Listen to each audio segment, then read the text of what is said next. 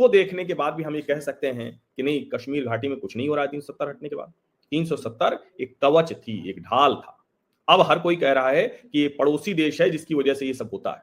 हर कोई ये मान रहा है, स्वीकार कर रहा है। और कोई कुछ भी कहे, जम्मू कश्मीर के लोग भी, विशेषकर कश्मीर घाटी के मुसलमान, उनको भी ये समझ में आ रहा है कि भारत के साथ चलना है, भारत के साथ चलने में ही भलाई है। पाकिस्तान वैसे भी बहुत कमजोर हो गया है और उस कमजोरी में निश्चित तौर पर वो किसी भी तरह की बहुत आतंकवादी गतिविधियों को उस तरह से मदद नहीं कर सकता है। उसको विदेशी मदद भी मिलनी बंद हो गई, जो अमेरिकी डॉलर आते थे वो भी अब नहीं रहे।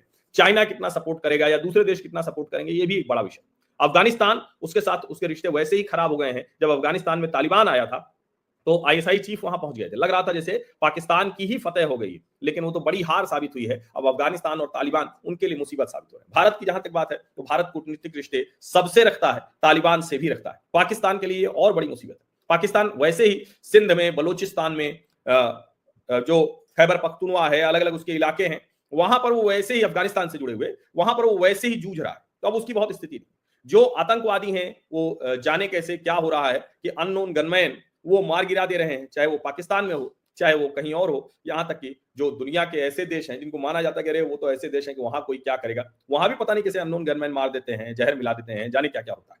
तो ऐसे में कश्मीर घाटी के भीतर जो अलगाववाद की, आतंकवाद की कोशिशें थी, वो बेहद कमजोर पड़ रही हैं। और कहते हैं ना कि वो एक धक्का और दो, याद है ना, ये उसी तरह का एक धक्का और दो है। बढ़िया लात मारी है गृह मंत्री अमित शाह ने। अब ये मत सोचिए कि यूं ही अचानक उनको एक दिन सुबह सोकर उठे और उनको लगा कि अरे हुर्रियत के साथ हमें नहीं रहना चाहिए। ऐसे नहीं होता है।